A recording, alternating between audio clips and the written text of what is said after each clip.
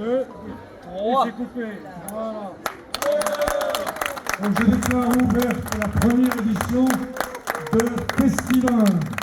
Profitez bien, et les bandadors vont bientôt sortir. Vous allez avoir une première déambulation.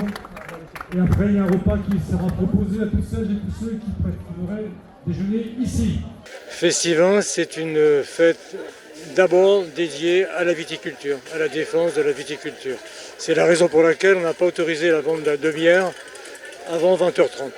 On voulait montrer que cette viticulture qui est en danger, cette agriculture qui est en danger, eh bien, elle soutient de la commune d'Argelliès, bien sûr, mais aussi de toutes les autres communes qui nous sont proches. Le premier lot pour les 6 premières bouteilles en vente, 30 € de mise à prix pour les 6 bouteilles. Ne vous précipitez pas. Hop, ici. 50 €, monsieur.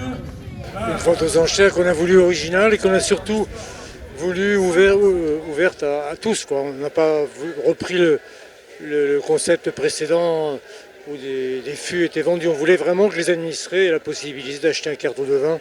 Je ne m'attendais pas à ce que les enchères montent autant. Vraiment, j'ai été agréablement surpris. Donc ça a fait des heureux, les gens ont joué le jeu, c'est vraiment très très bien pour la viticulture aussi.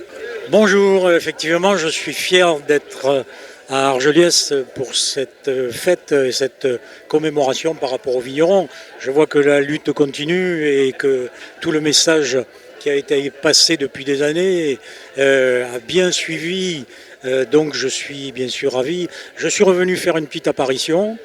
Comme ça me paraissait opportun et je suis vraiment ravi que les vignerons continuent à se défendre.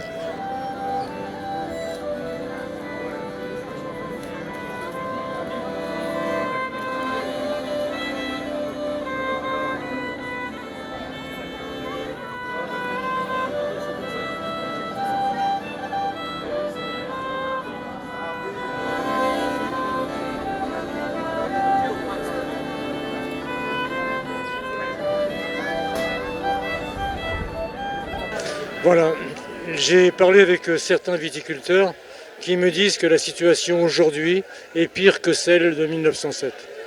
Donc il y a une véritable crise et il n'est pas question que nous restions comme ça, les bras croisés, à faire un constat d'une difficulté qui semble s'amplifier, qui est une difficulté majeure pour laquelle il n'y aurait pas de solution.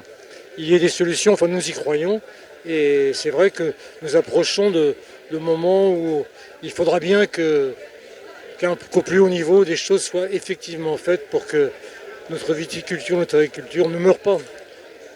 Voilà, donc nous sommes là, les communes sont là, et nous continuerons notre action.